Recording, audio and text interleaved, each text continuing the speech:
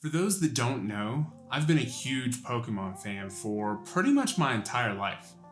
Pokemon Silver was my first Game Boy game all the way back in 2001 or 2002, and my brother and I would actually regularly get banned from watching the anime because we were acting out the Pokemon battles as the Pokemon. Sorry, Mom. One of the things I was always the most excited about when a new generation came around were all of the cool new Pokemon that came out with it, and Generation 9 was no exception. Pokemon Scarlet and Violet introduced a ton of new Pokemon, like 107 new Pokemon. That's way more than what we had seen in the trailers. And even though over the last several generations Pokemon designs have been pretty polarizing, I think they really knocked it out of the park with Scarlet and Violet. I think it's fair to say that these games brought a lot of unique, interesting designs to the series, and so I wanted to talk about what I think are the top 10 new Pokemon designs. Remember, this is one of those things that's entirely subjective, so be sure to let me know down in the comments exactly why I'm wrong.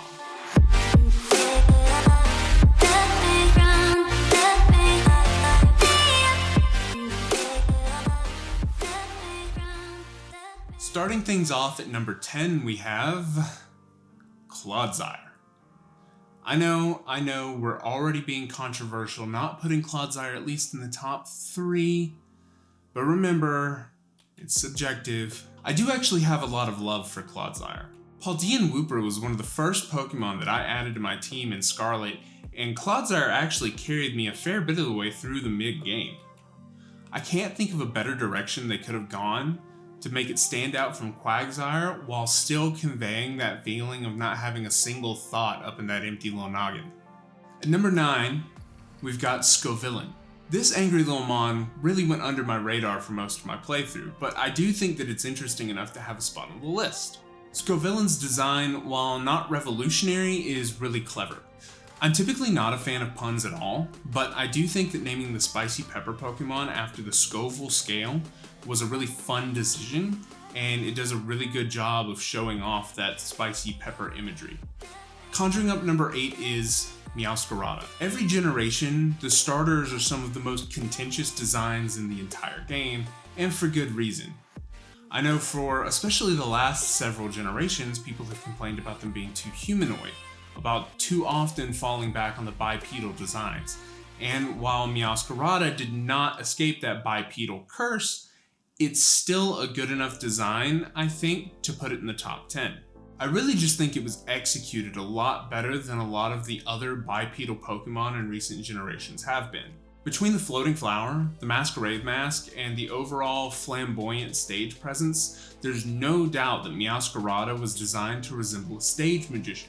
I'll admit, I may be a little bit biased about this one, because I love grass types, I almost always pick the grass type starter, and I named mine after my own cat, Lucifer. So do with that information what you will. Number 7 just so happens to be another grass type Pokemon, Arboliva.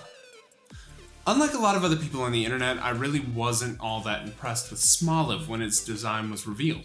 I have no idea what I was expecting it to evolve into, but it certainly wasn't this angelic, alien-like creature that we got with Arboliva. In addition to clearly resembling its real-world, shrubby counterpart, its design is just so ethereal and mysterious that it's one of the first ones I think of when I think of Generation 9 Pokemon, and for that reason, it's got this space on the list. Number 6 is a really popular Pokemon that I think really hammered it home, and I'm typically not a fan of puns at all. In the design department, Tinkaton. I really love the anime trope of small woman, big hammer, and Tinkaton really embodies that. Like, just look at that hammer. It's almost the size of me, and I am not a small person.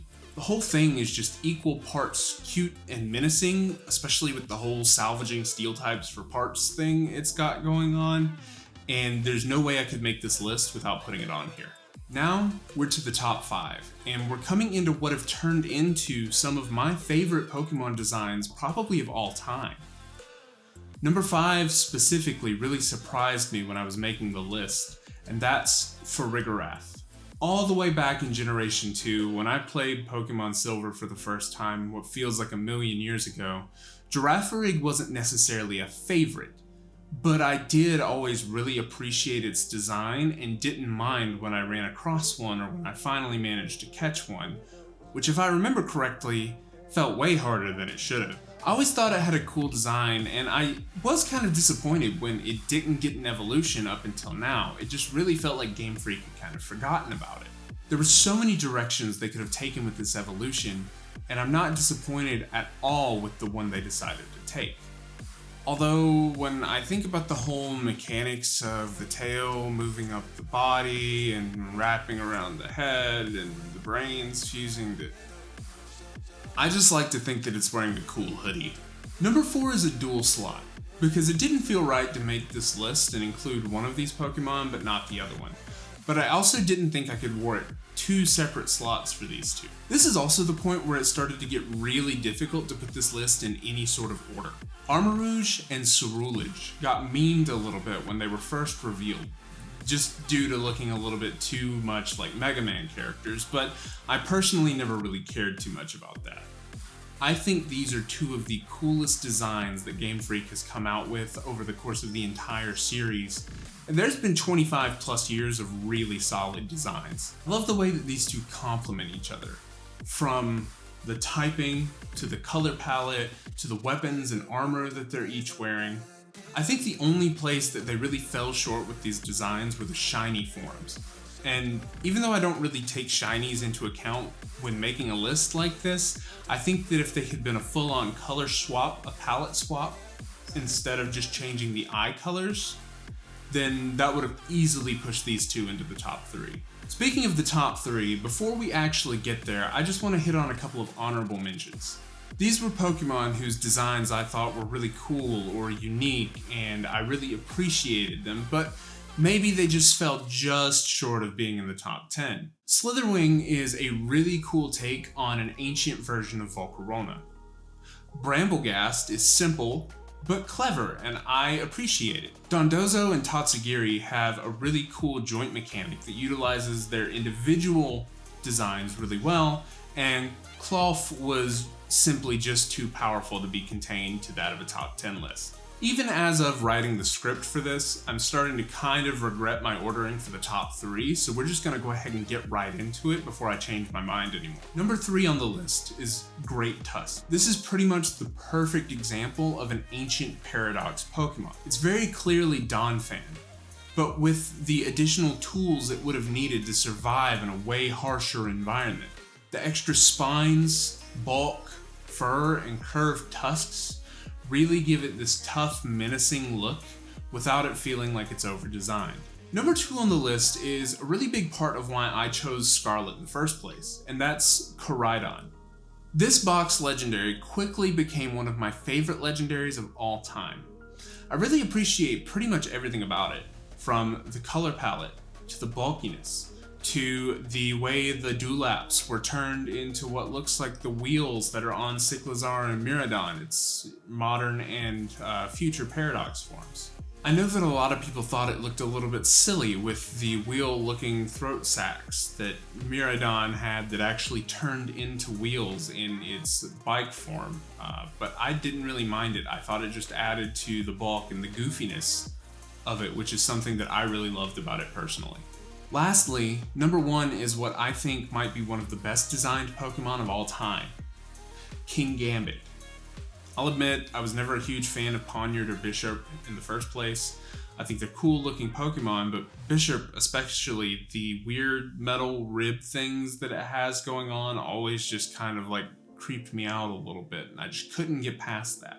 Kingambit just improves on all of the flaws and the best parts that Bishop already had going for it and makes for just a really incredibly designed Pokemon. I think the wider ribs actually are something that worked a lot better for Kingambit than it did for Bisharp, and the whole samurai armor aesthetic thing is something that I really appreciate. On top of that, the mechanic used to evolve Bisharp into Kingambit, where you have to go defeat 3 other Bisharp leading packs of Ponyards or holding a leader's crest, is a really cool way to bring in this whole warlord theme that they were going for. Even the shiny actually looks really, really good.